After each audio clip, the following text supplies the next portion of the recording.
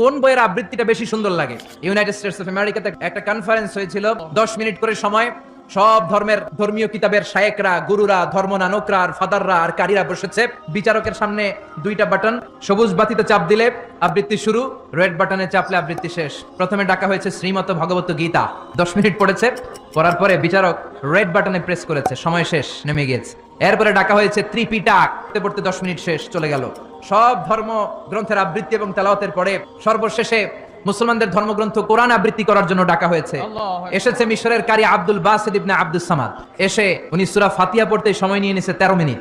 কিন্তু কি আজীব তামাশা, বিচারক তো লাল বাতি চাপে না। আব্দুল বাসিত কয় এই তো সুযোগ। উনি কোরআনের সবচেয়ে সুন্দর সূরা আর রহমান তেলাওয়াত শুরু করলেন। 15 মিনিট হয়ে যায়, বিচারক লাল বাতি চাপে না। 20 মিনিট, 25 মিনিট, 30 মিনিট হয়ে যায়, লাল বাতি চাপে না।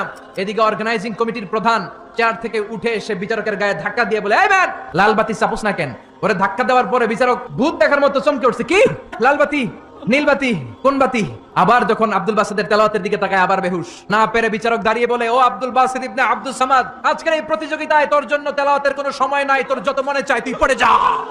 40 মিনিট সময় ধরে কনফারেন্স রুমে সূরা আর রহমান তেলাওয়াত করলেন। কনফারেন্স শেষ হলো, ওই বিচারকের বিরুদ্ধে মামলা হলো 3টা, আন্তর্জাতিক আদালতে মামলা।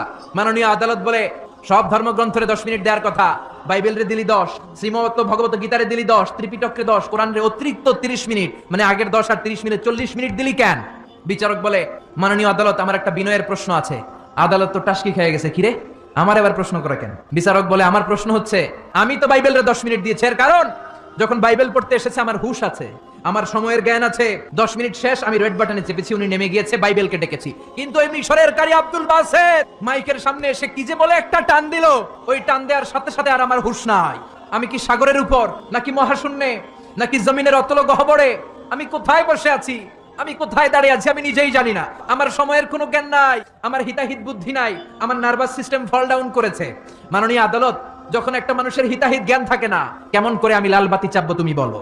সে কোরআনকে অতিরিক্ত সম্মান দেওয়ার কারণে সর্বশেষে এই বিচারকের কোনো বিচারই হয় নাই। বেকসুর খালাসের ব্যবস্থা এই বিচারককে